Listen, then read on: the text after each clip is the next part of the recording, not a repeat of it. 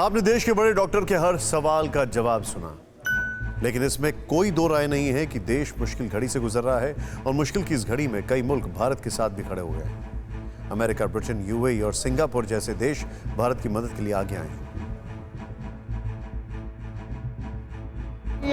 सब है इसमें, सबको हथकड़ी, सबको फांसी डलनी चाहिए। 30-35 लोगों का उन्होंने मर्डर कराया था।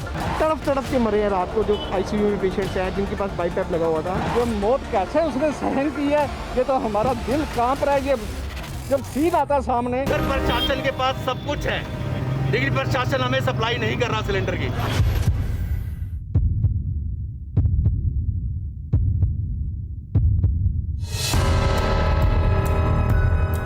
ऑक्सीजन के कारण ऑक्सीजन नहीं है, ये नहीं है तो क्यों नहीं है? आप पैसा जमा करो और ऑक्सीजन का इंतजाम करिए। हम कहाँ ले जाएं, किस जगह ले जाएं, आप ये बताइए हमें कहाँ ले जाएगा।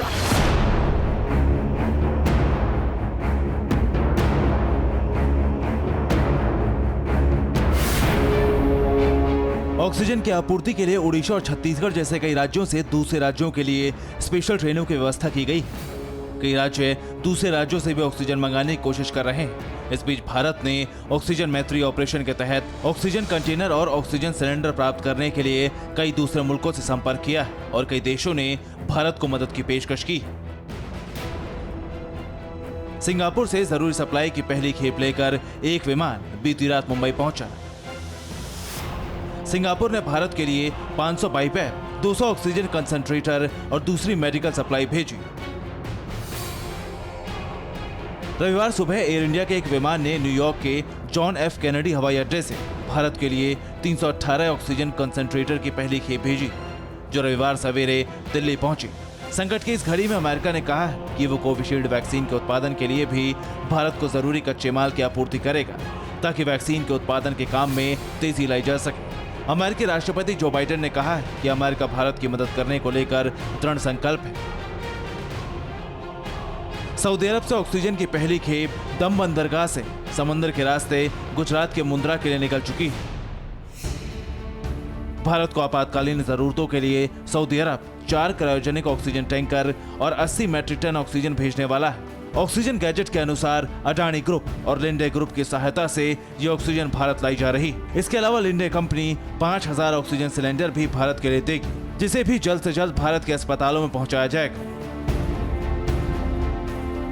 संकट के इस समय में ब्रिटेन के प्रधानमंत्री बोरिस जॉनसन ने कहा है कि उनकी सरकार भारत सरकार के साथ मिलकर काम कर रही है और कोरोना से लड़ने के लिए ब्रिटेन 300 से ज्यादा ऑक्सीजन कंसंट्रेटर समेत 600 मेडिकल डिवाइस भारत भेज रहा है। इस तरह दवा और मेडिकल सामान की कुल 9 खेप भारत के लिए भेजी जा रही, जिसकी पहली खेप मंगलवार को दिल्ली पहुंचेगी। जर्मनी की चांसलर एंजेला मार्केल ने रविवार को भारत में कोरोना की स्थिति पर चिंता जताई और कहा कि उनकी सरकार भारत की मदद के लिए आपातकालीन मदद की व्यवस्था में जुटी है। जर्मनी भारत के लिए मोबाइल ऑक्सीजन जनरेटर और अन्य मेडिकल सप्लाई भेजने की तैयारी में।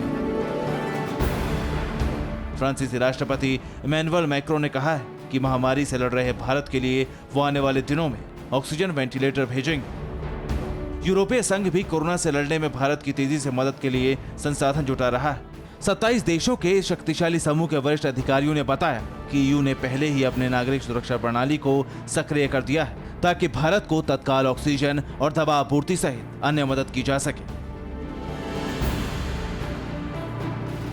असम में पड़ोसी देश भूटान से भी ऑक्सीजन आयात करने के प्रबंध किए गए।